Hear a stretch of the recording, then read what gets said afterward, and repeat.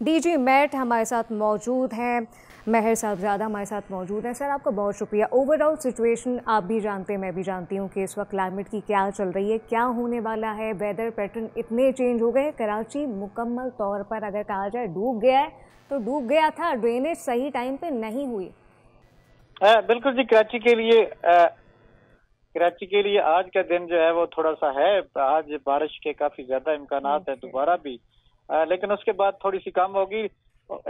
फिर 23 या 24 के बाद एक सिलसिला बन रहा है, बे ऑफ बंगाल पे अभी बना हुआ है और काफी शदीद है वो भी, और उसके भी इम्कानात जो है वो सिंध को इफेक्ट करने के चांसेस ज्यादा हैं, और उससे भी पूरा सिंध जो है वो आपका इफेक्ट हो जाएगा।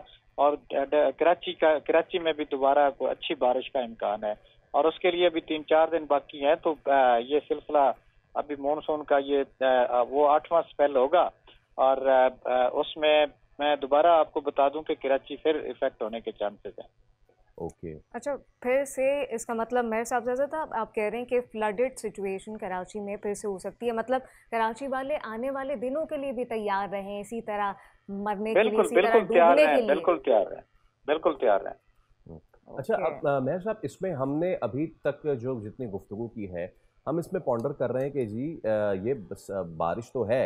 अच्छा, अब इसमें कहा यह जाता है हुक्काम की तरफ से कि जी ये अनप्रेसिडेंटेड हो गई, इतनी ज़्यादा हो गई, इतनी तो एक्सपेक्टेड नहीं थी, और अब वो कहने लगे हमारे पास इतनी कैपेसिटी नहीं है।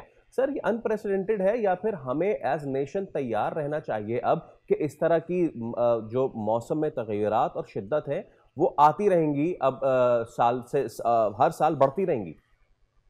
देखें,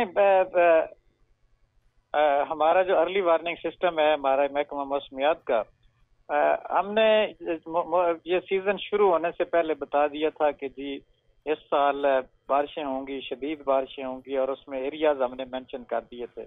ये सिंध में भी हमने ज्यादा बारिशों का इम्कान जाहिर किया था। ये यानी आप कह लें कि जी आपके मानसून सीजन से महीना पहले की बात है। फिर उसके बाद जो भी सिलसिला चलता है बे ऑफ बंगाल या अरेबियन सी से, तो हम उसके पीछे लग जाते हैं और बताना शुरू कर देते हैं कि ये इतने दिन में हमारे पास पहुंचेगा। फिर जब पहुंच जाता है और बारिश शुरू होने से कुछ 4-5 घंटे पहले हम फिर अर्ली वार्निंग इशू करते हैं, वो होती है नौकास्ट। तो अब हम तो हर वक्त यानी आवाम को या आपके थ्रू बताते रहते हैं। बाकी अब देख लें, जो भी है आप कह सकते हैं, मैं इस पर थोड़ा सा नहीं कहता, लेकिन ये है कि जी मैंने अब आपको बता दिया है कि जी आने वाले दिनों में भी सिंध इफेक्ट होगा और बारिशें काफी ज्यादा है।